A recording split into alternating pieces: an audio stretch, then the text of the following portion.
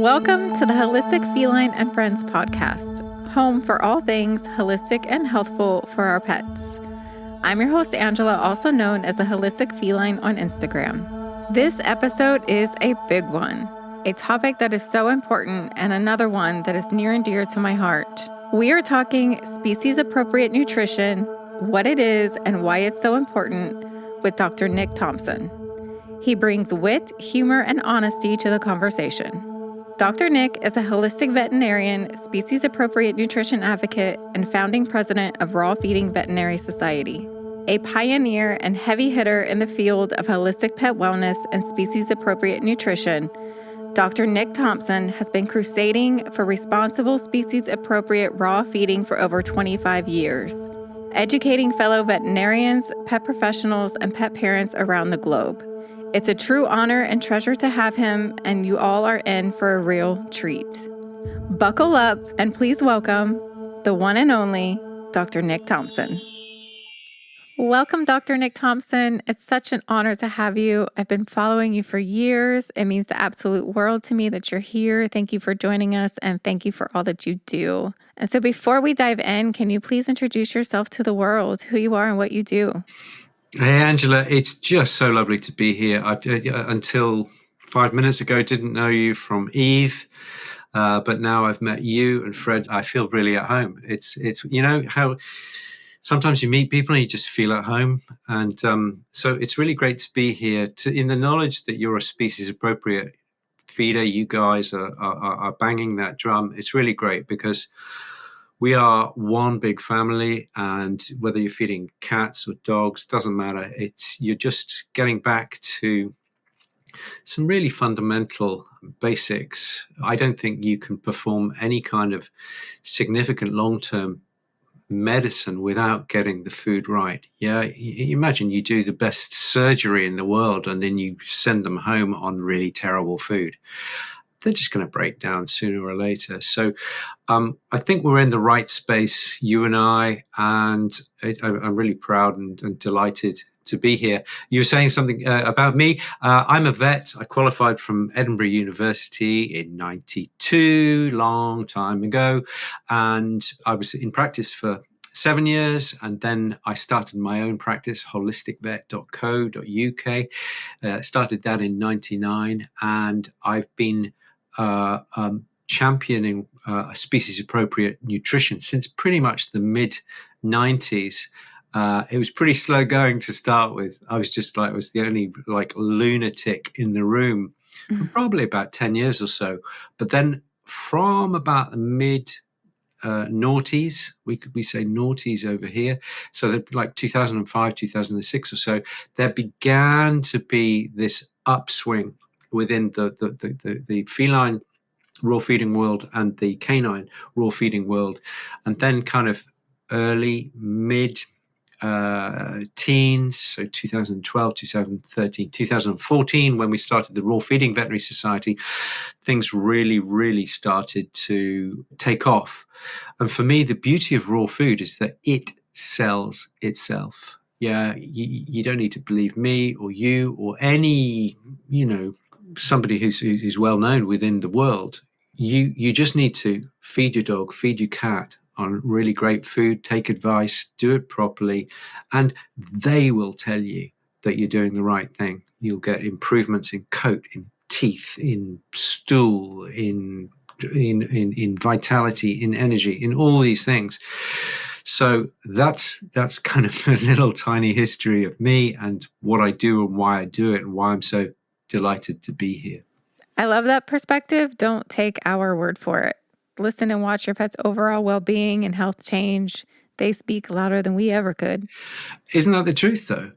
Yeah, you're feeding your guys, and if you start feeding, you must have conversations with raw feeders all the time, and within a couple of weeks, people turn around and go, wow, I wish I'd started this 10, 20, 30 years ago.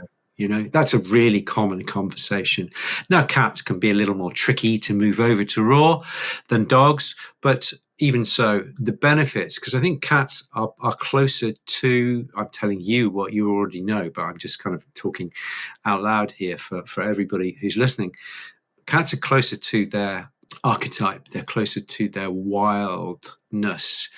If you turned out 100 dogs going from Chihuahua to Great Dane into the wild, then 50% of those would do well. But if you turn out 100 cats, and I'm not suggesting anybody try this, but if at the end of the world all people disappeared tomorrow, I think cats are going to do better. Yeah, because they're closer to that elemental I'm here to survive. They just kind of live with us under sufferance, whereas dogs are like, yay, I love to see you, even if you've been out of the room for 5 minutes. Cats are like, oh, servant, please bring me my food. It's time to eat. You can stroke me now.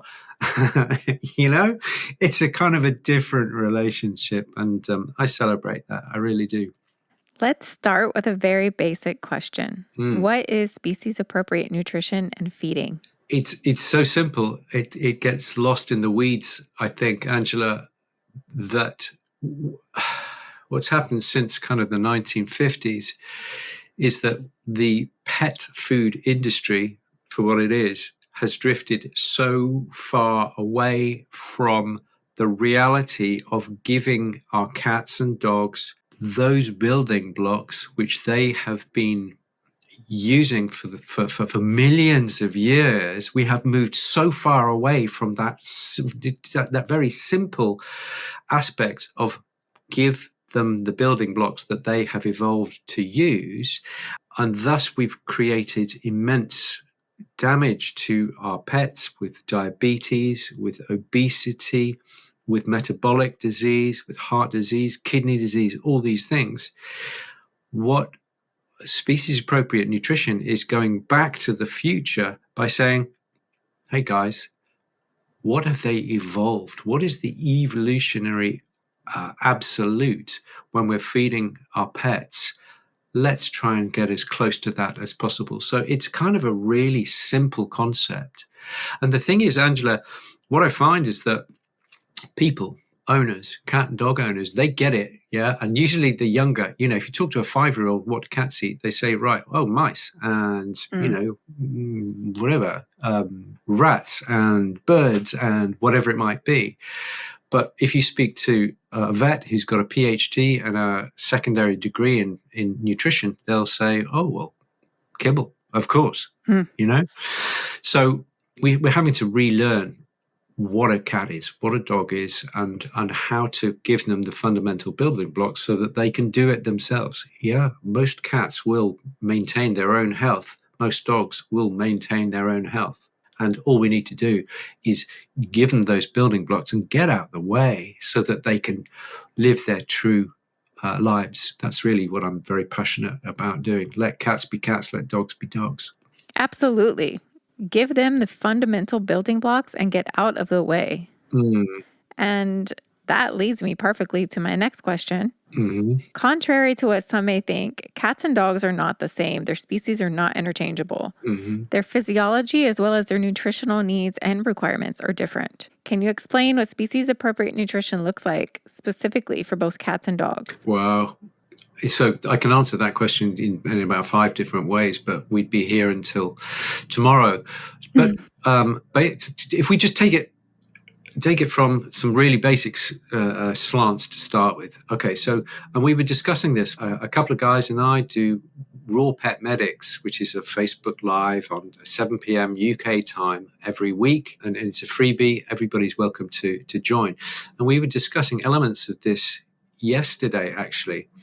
And we were discussing a paper in Nature and what have you. But just to cut to it, which has come to mind just now, is that cats obviously are obligate carnivores. That is to say, they are designed to eat mice and rats and birds. So what really I think we should be calling them is mousivores, rativores, or birdivores. I think that's a more accurate description. However, when we lump all that in together, we call them carnivores, which means meat eaters, which is not actually correct because they don't just eat meat. They eat organs, and they eat skin, and they eat feathers, and they eat beaks and all sorts of things.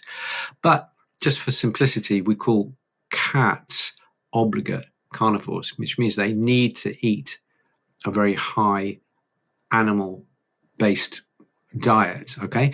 And that is in contrast to the dog, who is, the technical term is a facultative carnivore, which means they kind of straddle somewhere, and depends who you talk to as to where this would be, meaning that the dog can rise up into being quite similar to a cat in being very carnivorous, or during times of scarcity, because dogs are good at feast and famine, they can drop down into omnivory. And this is the paper that we were discussing yesterday. I won't give you too much information on that one, but it's on Raw Pet Medics. So dogs can wear a carnivorous, catty sort of hat, like a cat, or they can drop down into omnivory. Now, if a dog is eating as an omnivore, is that their best place? And I would suggest that that's probably not their best place. Their best place is a slightly more carnivorous diet type. Now, if you speak to Hills or Royal Canin or Purina, they'll say, no, a cat, even a cat, they'll say dogs are omnivores, and they will agree that cats are carnivores, but they will feed them as if they were omnivores. They will feed them a high grain or a high carbohydrate diet, which confuses me completely. Me too. They will feed them both quite similarly, when even they define cats as carnivores and dogs as omnivores. So the ultra-processed food approach to diet, I think, is based more on economics, i.e. making as much money as possible from selling food, rather than being true to evolutionary-based principles. Also agree. Thank you for saying that. I'm getting very militant in my old age, Angela. I'm saying more and more of what I think, regardless of what other people think. Well, as you should, because I feel just the same. And when I did the deep dive into what pet food actually is and what's in it and all the things that it causes in our pets, it makes me angry. It's a travesty. But they do it to humans as well. Yeah, they do it to children. They do it to adults. And we need, and hopefully we may, over the next 4 or more years, start changing that in the human world. And I think there's going to be a transfer of that idea of moving away from ultra-processed food there's going to be a bleed down into pet food as well. I think that over the next few years, there's going to be a backlash against ultra-processed food, because people really get the ultra-processed food thing. They know that, if you go to McDonald's, Kentucky Fried, pick your fast food joint, if you're there too much, you will get damaged. People totally get that. Whether they pay any attention to that or not is another idea, but they get it. And if we can use that idea that ultra-processed food is just wrong, I think that we will be able to make some even more inroads than we have over the last 10, 15, even 20 years. Yeah, I hope so. That would be fantastic. Wouldn't it just? So in simplest terms, species-appropriate nutrition is going back to the roots and feeding what that specific species was designed to eat and what they eat in the wild. Yeah. Can we clarify if species-appropriate nutrition or feeding is solely raw feeding, or can it consist of fresh foods, gently cooked, or minimally processed? I can live with fresh. Fresh is an American term. It's a term that the Americans use to differentiate very lightly cooked foodstuffs from raw foodstuffs. And I think that if the food is delicately prepared, I can totally live with that. Yeah, I'm not you've got to have a deer's head in your fridge dripping blood. Yeah, I'm not one of those zealots where you have to pick up roadkill in order to feed the cat, feed the dog. I'm very practical about these things, but I will always bear in mind that there is this evolutionary model that we should try and move towards as much as possible. Okay, I find this very interesting. You chose not to be board certified. Can you tell us why? No, I'm not. Okay, so what I gave a lecture for the Raw Feeding Veterinary Society, and people are welcome to jump onto rfvs.info, rfvs.info. It's the Raw Feeding Veterinary Society, which welcomes cat and dog raw feeders and fresh food feeders. But I gave a lecture there and said the reason that these ultra processed food pushing academics are called board certified is because kibble is like cardboard. Yeah. So Mm. yeah. So I'm very proudly not board certified. Otherwise, I would spend probably 98% of the time studying for a board certification, studying ultra processed food, and I reject that. Mm. I totally reject that. So I'm proud to say I am not cardboard certified. I love that. Mm. You can steal that Mhm. one if you like. You're welcome. I Cardboard like that. certified. Yeah. Through your professional veterinary eyes and Mm. experience, Mhm. why is species appropriate feeding so important?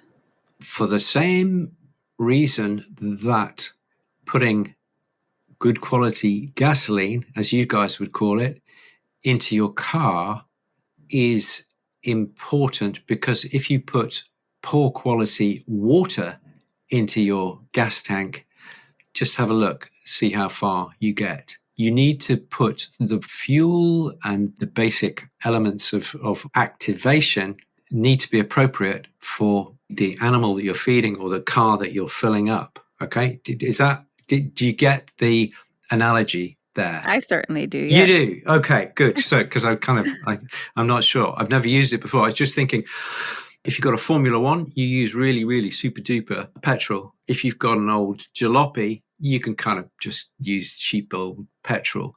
But you can't put water in your car and expect to get any kind of functionality from the engine. And equally, you can't put, in my view, either really poor quality food or ultra processed food, however, in inverted commas, scientifically formulated it is. It doesn't matter. Dogs and cats were not designed to eat this ultra processed stuff. It really appeals because it's really convenient. It's easy to transport because it's pretty light, even though it's bulky. The margins, the margins that the food companies make when they produce this stuff are astronomical because they use poor quality initial product, and they do a fairly simple process. The extruding process is very simple, and you make this product that you can sell for, hundreds of dollars per bag. So it's very attractive to them to feed ultra processed, but actually, if you think about it from a scientific, from a humanitarian, from a species appropriate point of view, that will always take you back to feeding species appropriate. Cats should eat like cats, dogs should eat like dogs, horses should eat like horses, sheep should eat like sheep. It really is as primary school as that. I love that too. It really is as primary school as that. It's really so simple, back to the basics, what nature intended. So, also through your professional veterinary experience, which health issues may we begin to see when our pets are not receiving species appropriate nutrition? Really easy. You just do a Google search on the top 10 disease processes in domestic animals. That's what you see. Okay, so on that list, you're going to see obesity. In the UK, there was a paper that came out in 2017 by Alex German, and he said that 74% of dogs in the UK were either overweight or obese. And being overweight or obese is considered to be a disease process. So that means in 2017, 74% were considered diseased. And I would say that figure is now probably 80% plus. And I think in Mm. cats, it's probably similar. And in humans, it's probably similar, even more so. If you look at Good Energy by, is it Casey Means, the sister of Callie? I think that's the right way around. She states in her book, Good Energy, that 94% of Americans and that's including children and adults, have metabolic disease. And I would wager, because of the ultra-processed food feeding for our cats and our dogs, that we probably have something similar. We're getting metabolic disease, which is sprouting off into cancer and obesity and liver disease, inflammatory disease, autoimmune disease, all these things. Take your pick. Most modern disease can be traced back to food. Agreed as well. On the flip side of that last question, how may we see our pets' behavior or health improve when they are receiving nutrition their specific species were designed to eat? So what improvements do you see? Would that be a summary of the question? Yes. Okay. In 2014, I did a survey of 79 vets all around the world and asked them just a few questions, like 6 or 7 questions. 2 of those questions went like this. So the first question was, and this is to do with dogs because we wanted to just keep things as simple as possible. We said, what percentage of healthy dogs, supposedly healthy, when moved from ultra-processed onto raw, what percentage of dogs show marked objective improvements in health markers? And the response to that was 85%. Okay, so 85% of dogs, you will see somehow a difference. Teeth, coat, ears, poos, whatever it might be. This follow-up question to that was, if you have a sick dog for whatever reason, sick gut, sick skin, what have you, what percentage of those sick animals will show objective improvement when moved from a ultra-processed diet onto a species-appropriate fresh or raw diet? And it was 86%. So there's some, and that's all around the world. These are people coming back to me from Australia, from New Zealand, from America, from Europe, and from the UK. And that's a universal observation, which is pretty cool. Indeed. As you mentioned in the beginning, you are the founder of Raw Feeding Veterinary Society. And in your own words, can you explain what that is? The Raw Feeding Veterinary Society, we started it initially just as a network to support vets who were on the raw food journey, because it can be very lonely. It certainly was back in 2014, as it can be with as an owner as well. So this 2014, social media hadn't really gripped the world at that stage. It had, but not as much as it does today. Networking is perhaps easier. And so we wanted to build bridges around the world for vets, vet nurses, vet techs to be able to look after each other. Essentially, that was my dream. And that's what we've done. And recently, maybe 6-7 years ago, we also invited our friends and colleagues from the non-veterinary professional world to come and share in our dream of mutual support and looking after each other and learning from each other. And so it's a really exciting project. When I discovered it, it made my heart happy, because as a pet guardian and having interaction with different veterinarians, raw feeding always was a topic that got a lot of pushback and was very uncomfortable. And they would always say it was the complete opposite. Yeah. So I was super excited when I saw that. That's amazing. Thank you, Angela. We really appreciate that. It's really fun. I'm just going to share a little story. Did you see the meme that was running around maybe about 5 years ago, where a girl goes to the vet with her cat and says, "Oh, the cat has diarrhea," and the vet turns around and says, "That will be the raw food."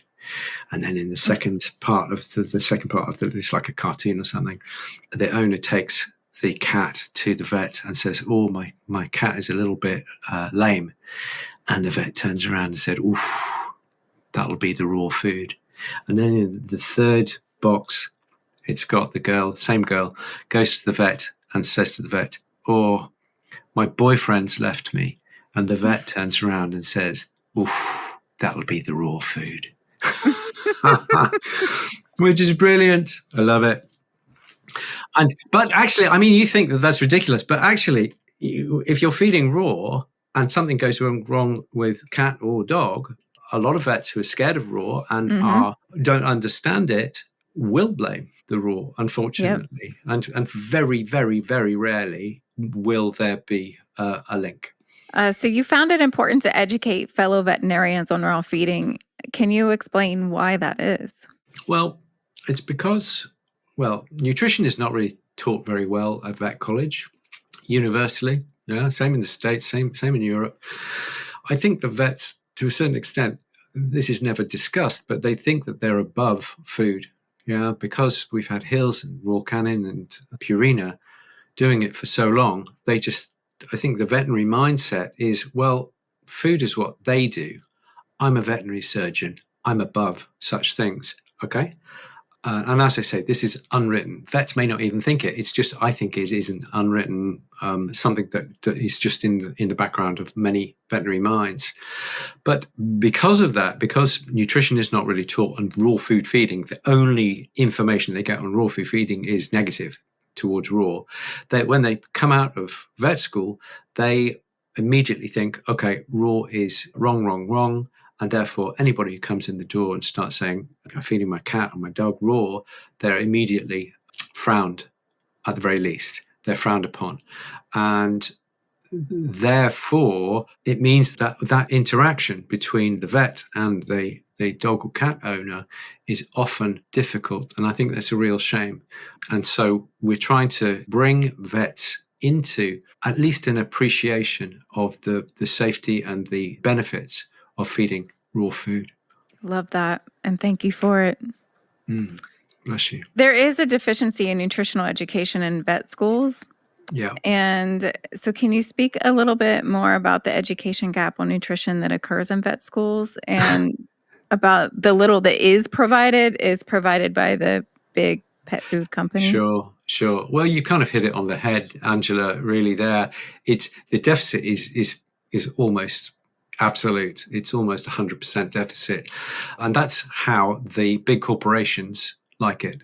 Yeah, because that means they're totally in charge of food, which is a real shame because vets are committed to the health of the animals in their care. And if they realized that actually what they are taught to push is ultra-processed food, I think a lot of vets would turn around and go, oh yeah, I don't eat ultra-processed food, so why should I be pushing it to my clients for their pets, So there is a massive deficit. We get taught about physiology, how proteins are metabolized. We get taught about anatomy, about, the teeth and the gut length and how nutrients are absorbed. We get talked about biochemistry, how fats and proteins and carbs are metabolized and what have you. So you get those kind of basics. But in terms of this is a really good and evolutionarily appropriate way to feed a cat or a dog, you get virtually zero.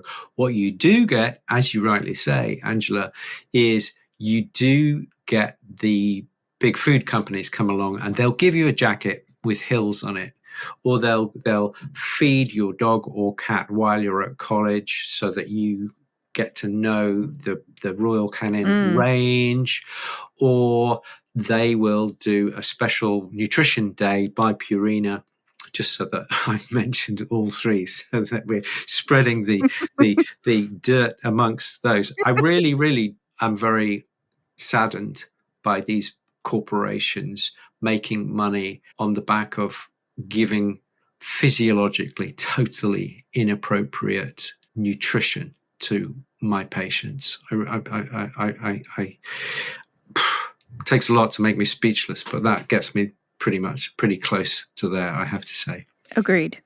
Yes. In your words, can you enlighten us why we as pet guardians get so much pushback from our veterinarians regarding raw feeding? Because they don't understand it. So the World Small Animal Veterinary Association in about 2012 came out with a critique of raw food, and they broke it down, Angela, into 4 main areas, and we call those benefits, bugs, balance, and bones. So they said there's no benefits, there are no studies demonstrating benefits, which is wrong, but we'll get to that in a second. Benefits, bugs, they said raw food contains bacteria and therefore is dangerous, which is wrong. Balance, they said most raw food is unbalanced. And then finally, they say bones are bad for cats and dogs. Okay? Benefit, bugs, balance, and bones. It's a really good way to remember these arguments if you're talking to your friends or your vet or somebody in the pet shop or whatever. Benefits, bugs, balance, and bones. So as I've alluded to, there are many now scientific papers demonstrating that there are obvious benefits from feeding raw food. There are many papers demonstrating that feeding raw food is very safe, and on the contrary, that most recalls involve ultra-processed kibbles and canned food. As you know, balance, many ultra-processed foods are not balanced. And there is an accusation that many raw foods are not balanced. But you know what? That's okay, because one of the key elements of feeding raw food, Angela, as you well know, is variety. Because Mother Nature doesn't like straight lines. Mother Nature doesn't do the same thing day in and day out, month in, month out, season in, season out. Mother Nature mixes things up. And by doing that, she offers our cats and our dogs a variety of nutrients such that the body in its wisdom can absorb those nutrients which it requires. Okay? We overestimate how much we know about nutrition, and we underestimate the body's ability to select from a variety of foods such that it maintains that continual state of physiological balance that we call life. So that's kind of my take on these things. As part of the pushback, do you feel that a part of it is because there's incentive for the veterinarians to recommend the dry can and prescription stuff? Are there incentives? Yeah, I mean, the major incentive is fear. They don't know anything about raw food. They don't know anything about species-appropriate food because they haven't been taught it, because there is an incentive to the big food corporations not to inform them fully about all the food options. I don't think vets just sell the raw food because they make profit on it. I think that's all they know. And so they are working within a nutritional world that is complete as far as they're concerned. The food corporations come along every few months, usually with a box of donuts, which are really, really healthy, obviously. And they keep on saying that this kibble and this cans, it's scientifically formulated for skin or gut or kidneys or whatever it might be. Or a certain breed of oh cat. My goodness, don't even start on or dog. Oh my god, listen, don't. My blood pressure is high enough as it is. Okay. So they're just pushing this narrative, which is scientifically formulated, but actually, cats have evolved over 10 million years or so without any scientists in white coats. Perfectly well, thank you very much. And that's because they can look after themselves. If they've got just a variety of nutrients, however that may come, then they will look after themselves. Had they not done that, then they wouldn't have had 10 million years of evolution. They would have stopped a couple of thousand years and just died out. Yeah, no more cats, which would be a pretty sad way to be. No more cats on the planet. Okay, cats are good at looking after themselves, and dogs are good at looking after themselves, given half a chance. And so this is why we give the variety. So have I answered the question? I can't remember. By the time I get to the end of my very long rambling answer, I can't even remember what the question was. Forgive me. Because you're stimulating my brain to go in places that sometimes I haven't been for a long time, which is very pleasant. So thank you for that. You're welcome. Yes, I believe you did answer the question. Okay. All right. Thank goodness for that. I get so disappointed and frustrated every time someone states to me that their pet has bladder kidney stones or a UTI or kidney or renal failure, and their vet recommends dry food. Yeah. That is also usually prescription food. It makes me absolutely livid. And to me, it seems that they really aren't trying to help the animals, but rather help themselves. And so many health ailments can be reversed, healed, or managed properly with species-appropriate nutrition. So can you speak on why veterinarians do this? Because it's absolutely incredibly frustrating, and so many pet parents are dealing with this. Yeah, for sure. It's all they know. Okay, they've got the big corporations coming in and saying, KD, KD, KD, or UD or SD or whatever it might be. That's all they know.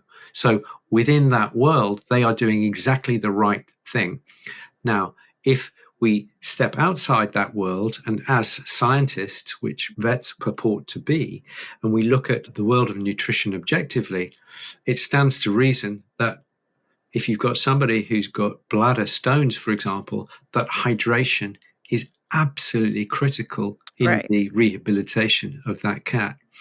And that if you're feeding a moist, either fresh or raw diet, you're going to hydrate that individual so much more effectively, simply because you're feeding moist food, but also because cats have evolved in water scarcity, and therefore they derive much moisture from their diet, and that helps with flushing those crystals, and primarily the crystals. If you can prevent or flush the crystals, then you don't get stones. Just as if you don't have snowflakes, you're not going to get snowballs. Same principle. So yes, I think it's a real shame that dried food is given to these amazing creatures who are very good at balancing their innate hydration until they are put on totally synthetic, dried 6% moisture kibble. That's a really good way to compromise their renal system, the bladder, all those eliminative organs, and to predispose to cystitis. Cats don't need a whole lot of help to get a kind of a psychogenic cystitis. But if you're feeding a dried food, that's a really good way to make them a magnet, a cystitis magnet, if you like, as you well know, Angela. Yes. So can we make it very clear that dry kibble is the main culprit in most of these ailments? So for like kidney related stuff, as you were speaking on, crystals and stones, and can we make that clear that that's sort of the main culprit? And so we want to give the complete opposite of that? Yeah, totally. I think we can do that from an experience. Now that there are a lot of raw feeding guardians, we can say that, just look at their experience. They get a lot less problems with crystals. It's not zero, but it's an awful lot less. And if we compare that with the kibble feeding pet guardians, then we've got a direct comparison there. There is science to suggest that there is a bigger problem with UTIs and stones and crystals. And there's also just basic physiology. If you're feeding a moist food, you're going to have a better hydrated individual. It really is as primary school as that. So I think we absolutely can say that. The take-home message, so that we don't confuse anybody, is that cats have evolved to eat moist food material, ideally raw, but very lightly cooked. Beautifully lightly cooked is a good second. And so if we can feed those things, it can help them protect themselves from these human-induced things called Mm. crystals and stones. Yes. And I will add to that for cats and probably dogs as well. Hmm. It's very, very important for them to receive their moisture intake from within their food source, not a separate source. Totally agree. Totally agree. Yeah. Because often for cats, they'll be on dry. And so they'll seek the moisture through a separate water bowl, Yeah. but it doesn't feed their body the moisture. The dry kibble just kind of absorbs it and makes like a poofy sort of cereal sensation in their abdomen, and they don't receive the moisture that they need to be getting. So it's crucial that the moisture is within the food source. Yep, totally agree. Yeah, they've got a process for dealing with moist, species appropriate food. They haven't got a system for dealing with dry material and then a drink of water at another point. They can cope. A lot of cats can cope with that way of feeding. Otherwise, every cat on kibble wouldn't last more than a year or two. Okay, so they can cope with it. But surviving on an inappropriate food and water regime is very different from thriving Right. on an appropriate food and water regime. Some people will ring me, cat owners or even dog owners will say, "Oh my God, my cat or dog has just stopped drinking since they've gone on raw food," and they'll be really, really Mine panicked. did. They get totally panicked. And I say, "Listen, relax, it's fine. The food is delivering the moisture." And as you know, the drive to maintain hydration is very, very keen in the body. It's second only to the drive to maintain oxygen within our body. Yeah. So if you stop breathing for 3 minutes, you're in bad way. If you stop drinking for 3 days, you're in bad way. If you stop eating as a human for 3 months, you're in a pretty bad way. Okay. So water is incredibly important for our cats, for our dogs, for our families. And if you abuse that by offering this stuff, this hideous synthetic material called kibble, then that's really not good. But the thing is, many of the tinned foods that I come across are really pretty dry as well. Okay. There are some tins which are fairly sloppy. And if I had to choose, I would go for those above either a really stiff, some of the Hills tins, they are rock solid. Those tins of food are absolutely rock solid. I would rather go for something a little bit more meaty and juicy if I had to choose. But my suggestion to clients is go raw or go lightly cooked if for some reason you can't do the raw thing. Yes. And I want to add a little extra point to exactly what you were saying about getting water bowl separate from the kibble and them just surviving. That is absolutely 100,000% the truth. And it also keeps our pets in a chronic state of dehydration. Yeah. They can never make up their moisture intake from their separate water bowl. So unless it's coming within the food source, that's really, truly the only way that they can hydrate themselves properly. Other than that, they're in a chronic state of dehydration. Totally, which is bad news for any living being, that's for sure. Yeah, it's a real shame that it is not recognized. And I think it's perhaps because it's so obvious, Angela. It's so obvious. And we've been doing the opposite for so long, since Ralston Purina in the 1950s, that we can no longer see what is absolutely blatantly true in front of our eyes, which is such a shame. But that's why we have these lovely conversations. Yes, it's so important to have these conversations. And in that same token, can we speak on the famous, or rather infamous, prescription foods? We totally can. There's no such thing. There you go. How's that for a quick answer? There is no such thing. Prescription. Okay. A prescription is what a medic or a vet writes for a medicine, which is a licensed product, which has been tested and has a pharmaceutical action on the body. And this whole idea of a prescription diet was just made up. I think Hills probably in the 70s dreamt it up and thought, "Oh, that sounds very vetty. Let's call let's call KD, which was one of the first of the Hills range. I know, let's call it a prescription diet, and that will improve sales, and it means that we can charge a bit more because it's a so-called prescription diet. So it's hogwash, the whole prescription diet thing, and anything that you can get in a so-called prescription diet, you can actually do using raw or lightly cooked material. Okay, so I'm just going to throw that one right out the window.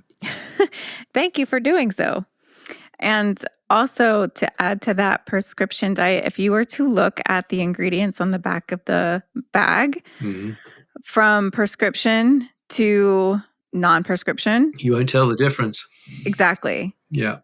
Same exact ingredients, proportions are slightly different. Usually they have hydrolyzed proteins or soy protein textures, which is absolutely what our pets should not be having. And Agreed. They cannot truly assimilate in their body. And it's GMO most of the time. Most soy is GMO. And the other thing is that these guys, the kibble and tin manufacturers, they're using omega-6 high seed oils when we are realizing more and more and more that these things are actually toxic. They're toxic to humans, they're toxic to dogs, they're toxic to cats. So if nothing else, that is a reason to avoid these I could give you 30 plus reasons to avoid ultra processed food, but that's a pretty easy one to get to understand.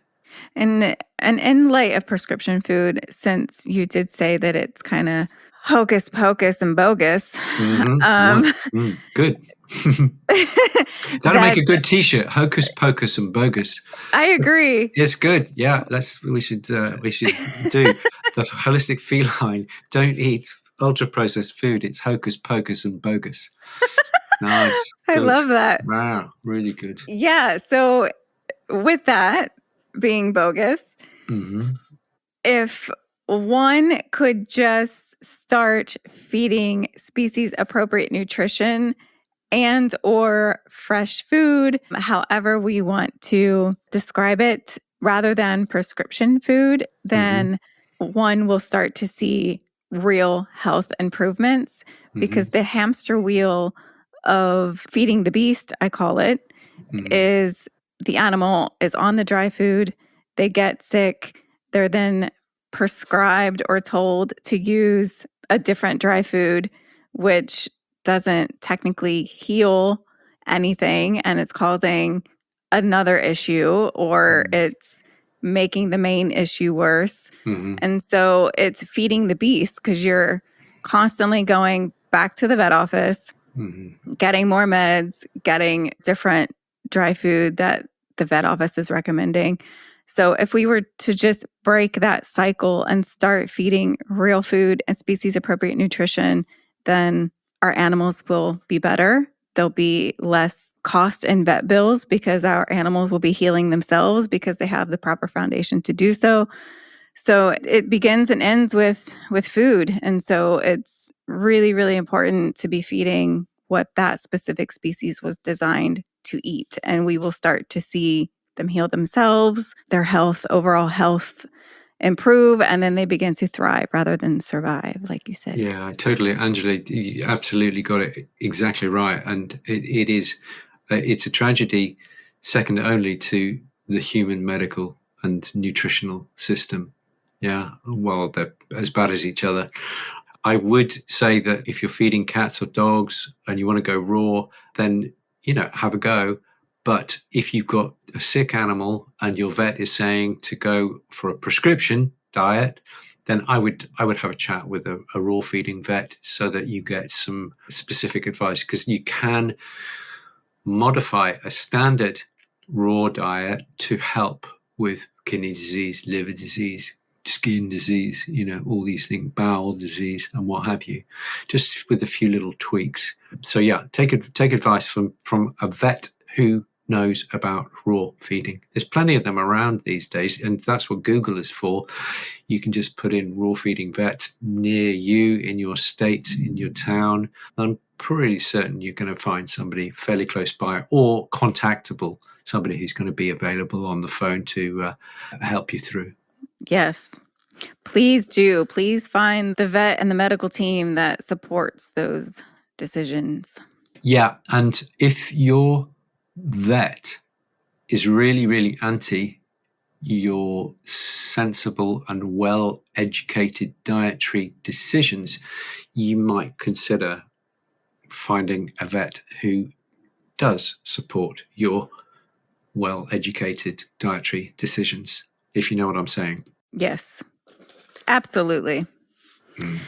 So I know there's many courses now on species-appropriate nutrition that includes raw and fresh feeding. What are the top 3 you recommend for pet guardians to empower themselves with proper nutrition knowledge for their cats and dogs? I would say that Feed Real Institute is very, very good. Connor Brady is at dogsfirst.ie. He's doing some very good nutrition courses, so he's definitely worth having a look with him. I'm producing more and more videos. I'm doing mainly with dogs. We have 3 cats here, so I'm not catist by any means, but it's just so busy. I have to draw a line, so I drew a species line with the animals I see, and so I'm concentrating mainly on dogs. But the principles of nutrition are pretty similar for both dogs and cats. So I'd say check out my videos on holisticvet.co.uk. Karen Becker has got some really, really good material. Steve Brown, he's more of a dog man, but he's kind of the grandfather of raw food feeding. Then you've got the Billinghurst Institute. Ian Billinghurst, he's talking about nutritional principles, and so there's some rich information to be had there. So if you look around, there's actually quite a lot. As you were asking the question, I was thinking, oh, crumbs, how many courses can I think of?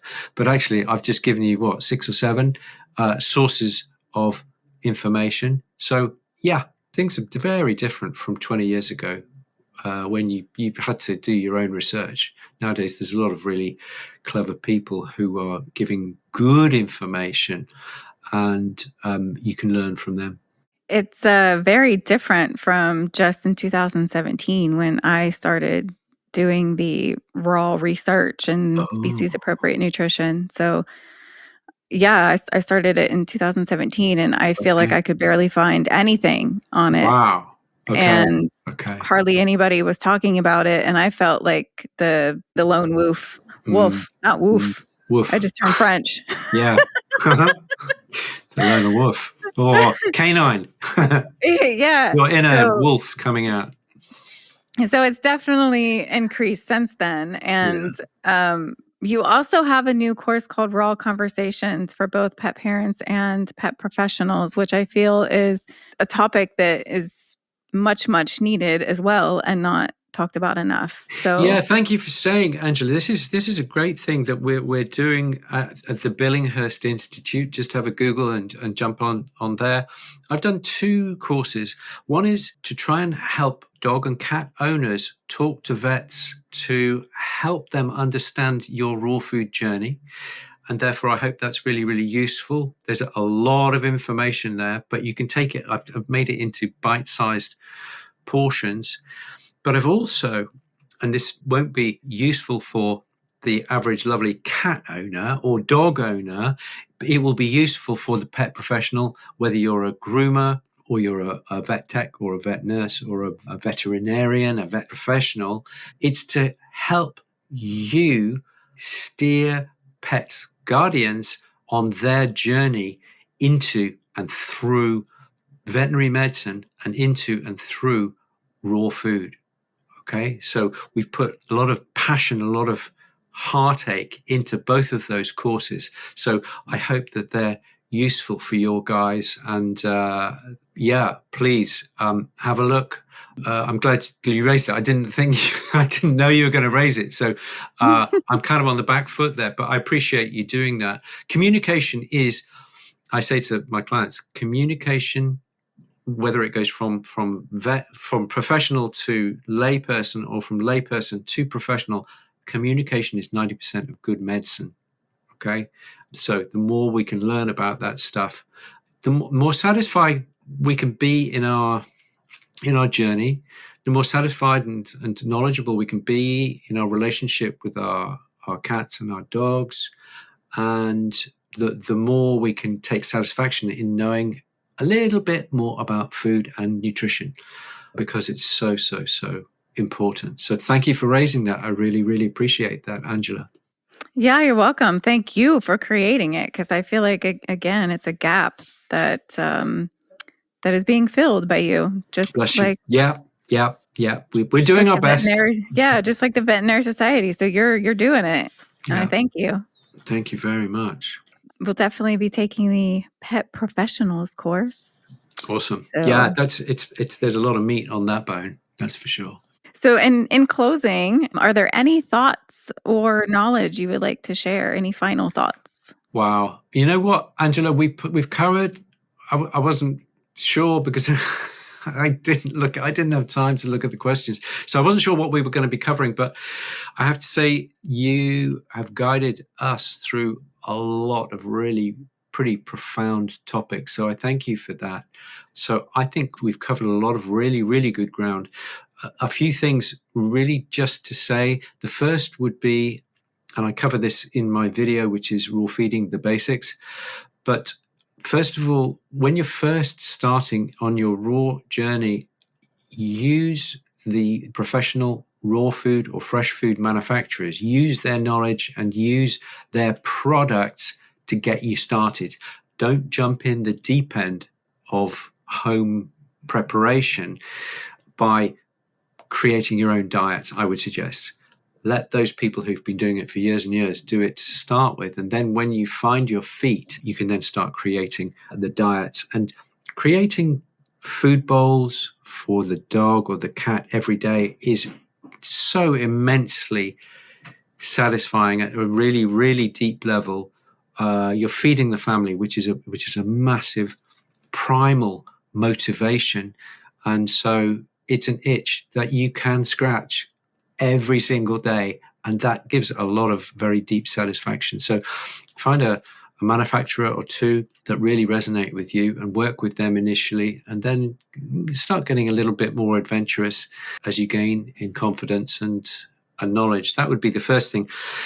And the second thing, and this would be my final thought, would be, if you're not enjoying your raw food journey, you're doing something wrong. Yes. Yeah, it should make you smile. Literally. Okay, I don't get out much, obviously, but thinking about food, thinking about feeding my guys. We've got 3 cats here. We've got 3 sight hounds who live together really, really well, by the way, which is pretty. Greyhounds and cats are renowned for not getting on, but my guys get on fantastically, and I get a thrill feeding those, and that's great. It's a cheap thrill, as they say. I agree. Every time I give my little one her Viva Raw 3 times a day, it literally makes my heart smile. And I stand there and I watch her eat, and I just I get so much fulfillment out of it, because I lost my soul kitty in 2017. I lost her to intestinal lymphoma, and she was on a dry diet her entire life. She wasn't a fan of wet food until towards the very end, and then it was given to her kind of like a treat. And when I learned about raw, I started to give her frozen raw here and there.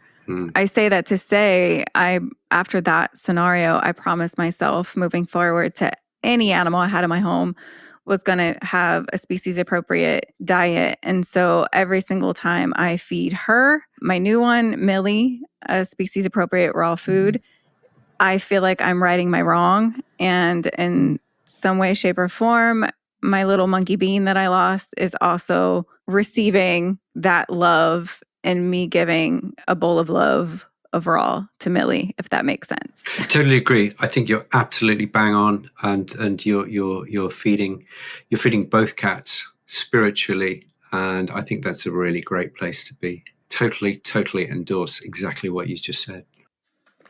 Thank you. It makes my heart smile. And as you said, raw feeding does not have to be scary. I feel like that is one of the big things that we need to debunk is it can be easy, it can be convenient, it's not scary. You get in a routine and it's just kind of autopilot, no brainer after that. So Yep. It's like feeding yourself. It's not rocket science. It's joyous and it's easy. And if you're having problems, there's vets out there who'll help you. There's some wonderful pet guardians who will help you. And just start it now, as they say. Yes. Can you let everyone know where they can find you, your social handles, what you offer, and all the fun stuff? Okay, great. Thank you, Angela. So the website is kind of the hub of the whole thing, and that's holisticvet.co.uk, holisticvet.co.uk. And then you've got on Insta is Holistic Vet UK, and on Facebook it is Holistic Vet Ltd Limited, Holistic Vet Ltd. So you'll find us. We're easy to find because we've been on there for a long time. And those are the main places that I post stuff. Perfect. Oh, also YouTube. I've got loads of free videos on YouTube. So fill your boots. If you go there and if you put in Nick Thompson raw food, then I should pop out of there somewhere along the line, and maybe even a Holistic Vet, all one word as well. I'll pop out of YouTube. Yes, there's so much wonderful information on species appropriate nutrition and all things holistic pet wellness on your YouTube. So everyone, please, please, please go educate yourselves, empower yourselves. And that way, when you go into the next vet appointment, you're educated, you're empowered, you're the boss. Yeah, I mean, vets want the best for your cat, for your dog. It's just that they're swimming in a different swimming pool quite often from you and I. And so if we can merge those swimming pools, as it were, terrible analogy, but you know what I mean. If we can merge those waters so that we can teach them of the benefit and the joy of species appropriate raw and fresh feeding for our dogs and for our cats, then it can be nothing but beneficial for our dogs and our cats primarily, but also for the guardians and for the vet staff who are doing their best for your pets. Then yeah, great. And you did mention earlier that you also have courses, correct, on your website? They're on the website, yeah. Okay. And we're going to be adding to those. I've vowed that I'm going to try and do a new course every month this year, 2025. So we've just finished a video on itch, and my brother is just editing that as we speak. And then we're going to do others as we go along. So watch this space. Come and visit the website when you get a second, and new videos will be appearing there this year. Wonderful. So beautiful. Thank you for doing that. Dr. Nick Thompson, thank you so much for joining us. Hearing all of this from you, I hope will start to change human hearts and minds and the meals of our precious little loves in our lives.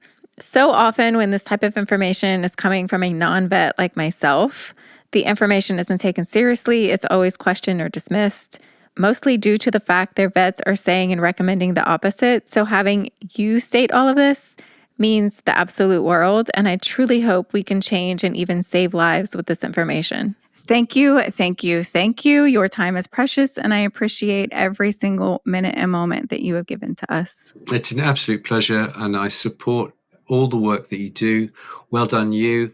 And I'm reaching out right now to everybody in the Holistic Feline family and giving you a big hug and saying, keep on.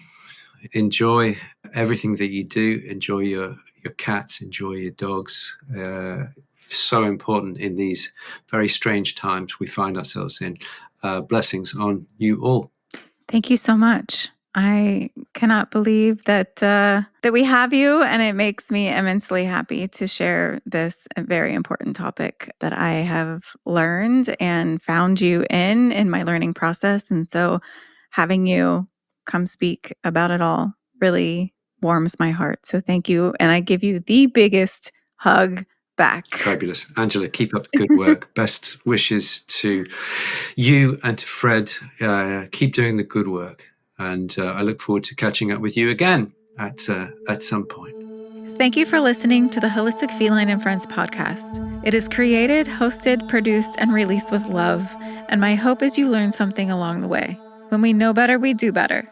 Please share your knowledge and our podcast with others. For more educational content, follow us on your favorite podcast platform, as well as Instagram at The Holistic Feline and online at theholisticfeline.com, where you will also find our blog that includes corresponding posts for each podcast episode with links to all the good stuff.